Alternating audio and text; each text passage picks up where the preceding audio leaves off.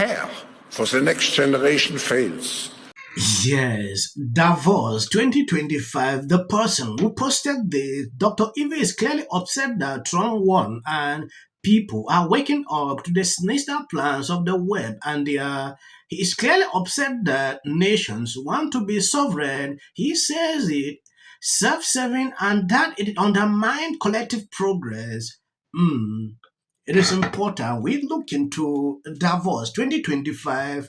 I'm going to show you a lot of videos, so please stay through to the end. Care for the next generation fails. We risk depending into self-serving and short-sighted behaviors that undermine collective progress and lead to profound societal and political shifts. To counter the erosion of hope and confidence in our future, we must go beyond reacting just to crisis. We must focus proactively, shaping the future in strategic, innovative, and constructive ways, despite the intense, short-term pressures and problems which we all feel. It is not cynicism or negativism which brings us forward, but practical steps to address the real-world challenges, what we want to do here during. While America's adversaries, China's in the worst economic position since the 90s, maybe the 70s. Russia's in severe decline. Iran's just lost its empire by proxy. So it's a very unusual time to have an individual that is in no way concerned about or constrained by rule of law. He's made that very clear. And now what is he actually going to do? Is he going to be a dictator? No, I'm not in any way in that camp. But I do think one of the best ways to understand what Trump will do is to understand who pays him. Right? I mean, he flipped on TikTok. He was one of the first people that was opposed to TikTok, but he shifted because Jeff Yass and other investors paid him. And that's a good way to get Trump to do what he wants you to do. And we are seeing that. We saw it on the stage last night at the inauguration, and we'll see it at Davos, of course, but we'll also see it with all of the different leaders that are or aren't responding to the demands that he's making. The best way to get it done is not align your foreign policy with America strategically. It's not support U.S.-led multilateral institutions that he's not committed to. It's pay Trump. And by the way, there's now new crypto that allows you to do that. And by the way, I was critical when Hunter Biden launched his crypto coin too, which he didn't do, right, for a reason, because it's unprecedented. This is not, if India was doing this, we would say they were a kleptocracy. If Modi was on the phone with a head of state and Elon Musk showed up, we'd say this is a banana republic. But because it's the United States and it's Trump with Elon, it's actually the new way of doing things. I accept that that many of us will be complicit.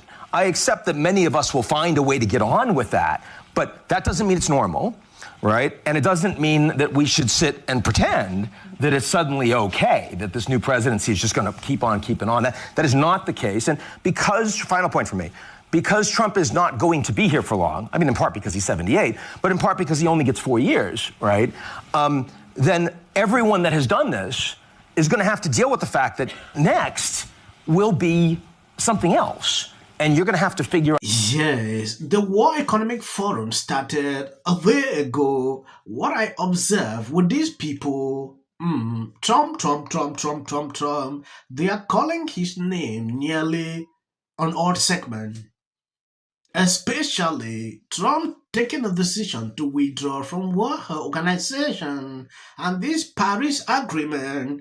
These people seem not to be happy with this. I decided to take this clip and summarize what is going on in Davos so you can see exactly what they are doing. Yes, Elon Musk responded to this man, shame on him. At the World Economic Forum, Olaf, the German Chancellor, just said that Elon Musk should know Germany, Europe, freedom of speech doesn't accept extreme right position. You can't be talking about freedom of speech at the same time you don't want freedom of speech. That is what I've observed with what he said on this video. When you are talking about freedom of speech, be able to talk about freedom of speech, it should not be limited.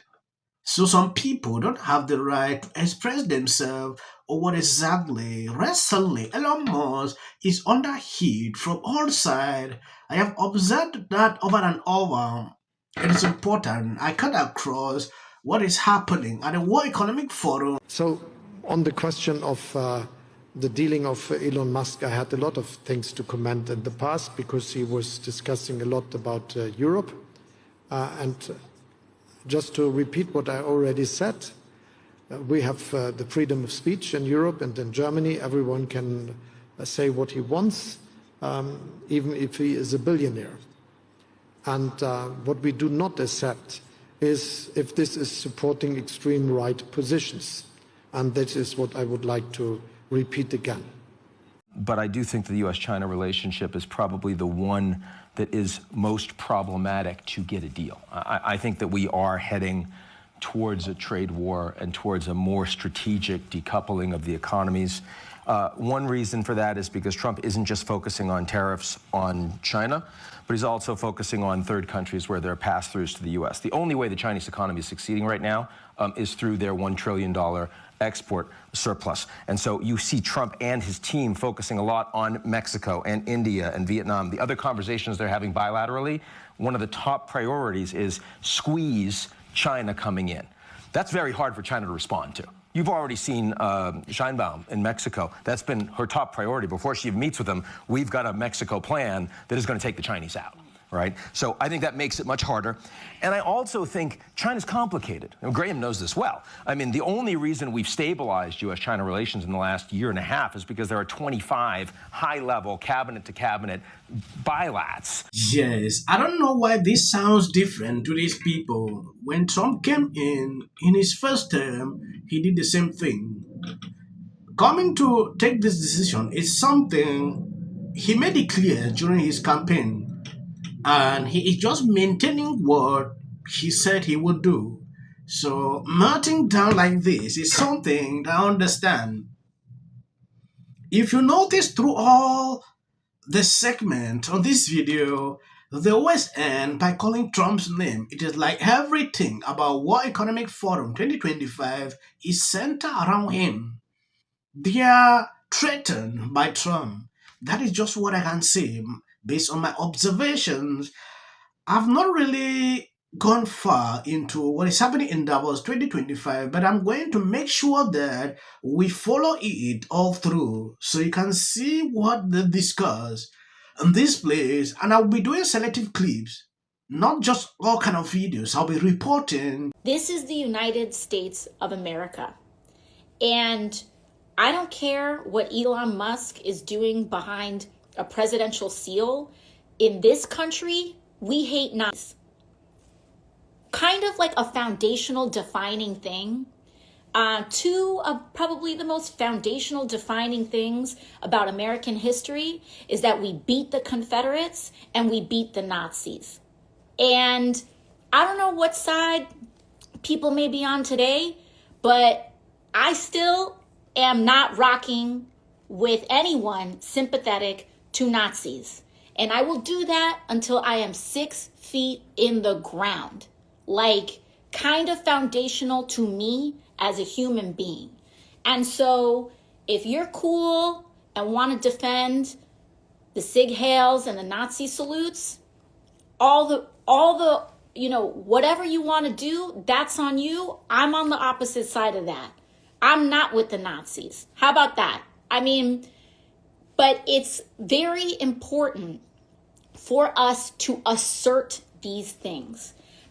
Yes, you can see the coordinated effort these people are struggling to pull Elon Musk in. Within the space of 1 month, the attacks this guy is receiving extremely concerning. When I look at this and what the World Economic Forum is pulling about Elon Musk and the attacks, Democrats are pulling up on him. Well, you tried to steal it from A short time ago, President Joe Biden greeted Mr. and Mrs. Trump.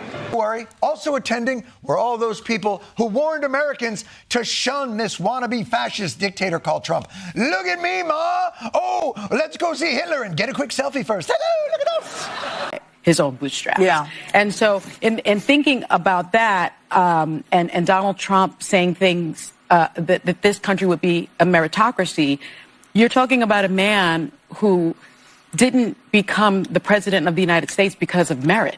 Yes, when I watch these people cry on social media, partaking to the executive orders, in fact, everything went well. Look at Jon Stewart. I think I'm going to do a whole segment where you will see exactly what actually went on this segment. Sonny Austin, on the other hand, say Trump was not elected. In fact, this lady is not. I hope you heard her. I want to end the video by saying this for people who have been following me. You realize at the end of the day, I usually put videos at the end. This is for the algorithm. If you see this, you can skip. You can watch the video to a certain level and stop. Where awful things have happened. So Over. and sparks move things. And it doesn't matter how much water you have. Future president and his gag Or a funky in policy. The city of the Pacific Palisades is burning. And, I flew here last night. I was on a plane, started getting texts.